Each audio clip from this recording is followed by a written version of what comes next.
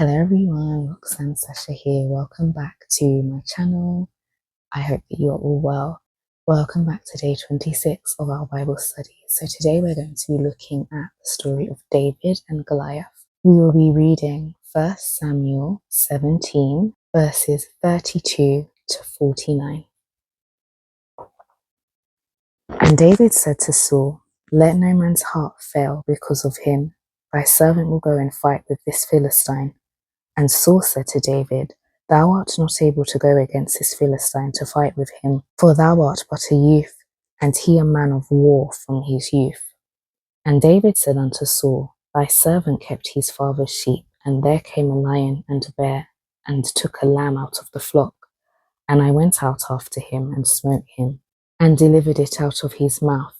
And when he arose against me, I caught him by his beard, and smote him, and slew him. Thy servant slew both the lion and the bear, and this uncircumcised Philistine shall be as one of them, seeing he have defied the armies of the living God." David said, "Moreover, the Lord that delivered me out of the paw of the lion and out of the paw of the bear, he will deliver me out of the hand of this Philistine." And Saul said unto David, "Go, and the Lord be with thee." And Saul armed David with his armor, and he put an helmet of brass upon his head. Also he armed him with a coat of mail.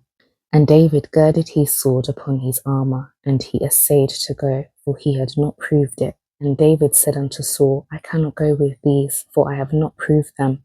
And David put them off him. And he took his staff in his hand, and chose him 5 smooth stones out of the brook, and put them in a shepherd's bag which he had, even in a scrip, and his sling was in his hand. And he drew near to the Philistine. And the Philistine came on and drew near unto David, and the man that bare a shield went before him. And when the Philistine looked about and saw David, he disdained him, for he was but a youth, and ruddy, and of a fair countenance. And the Philistine said unto David, "Am I a dog, that thou comest to me with staves?" And the Philistine cursed David by his gods. And the Philistine said to David, "Come to me, and I will give thy flesh unto the fowls of the air, and to the beasts of the field."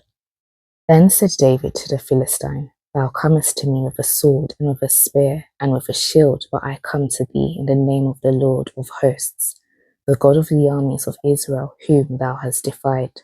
This day will the Lord deliver thee into mine hand, and I will smite thee, and take thine head from thee, and I will give the carcass of the host of the Philistines this day unto the fowls of the air, and to the wild beasts of the earth, that all the earth may know that there is a God in Israel. And all this assembly shall know that the Lord saveth not with sword and spear, for the battle is the Lord's, and he will give you into our hands." And it came to pass, when the Philistine arose and came and drew nigh to meet David, that David hasted and ran toward the army to meet the Philistine. Verse 49 and last. And David put his hand in his bag, and took thence a stone, and slang it, and smote the Philistine in his forehead, that the stone sunk into his forehead, and he fell upon his face to the earth. Amen. For a little bit more extra reading, verse 50 and 51 actually says, "So David prevailed over the Philistine with a sling and with a stone, and smote the Philistine, and slew him, but there was no sword in the hand of David. Therefore David ran and stood upon the Philistine, and took his sword, and drew it out of the sheath thereof, and slew him, and cut off his head therewith. And when the Philistines saw their champion was dead, they fled." Amen and amen. In the story of David and Goliath, we are seeing that David was a young boy, and therefore he was looked upon as if he was not able to fight Goliath. Naturally, we wouldn't send children to fight wars because that's not something that we believe in. People can choose to doubt you and treat you as if you are insignificant, but that is their belief. That's not what God has called you, and that is not the name that God has given you either.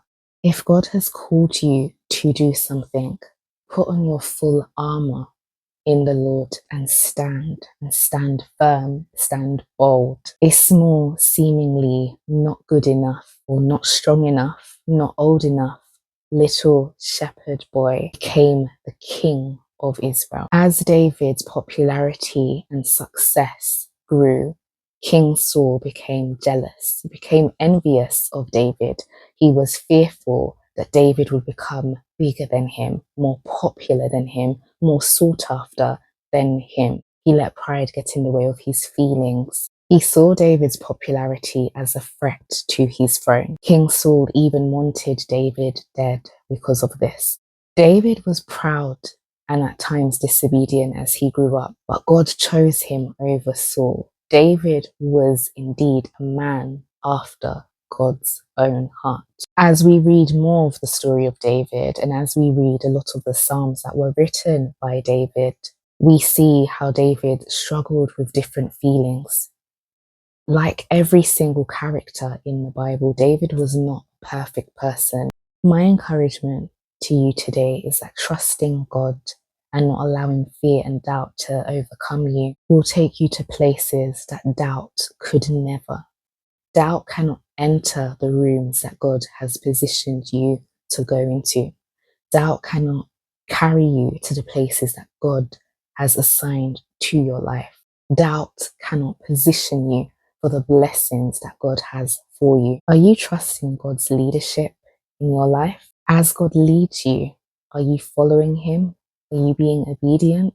I pray, as always, that this message has been a blessing for you today. If it has, please do share with someone else so that they can also be blessed and inspired also. I pray that you have a lovely day and I'll see you tomorrow. Bye.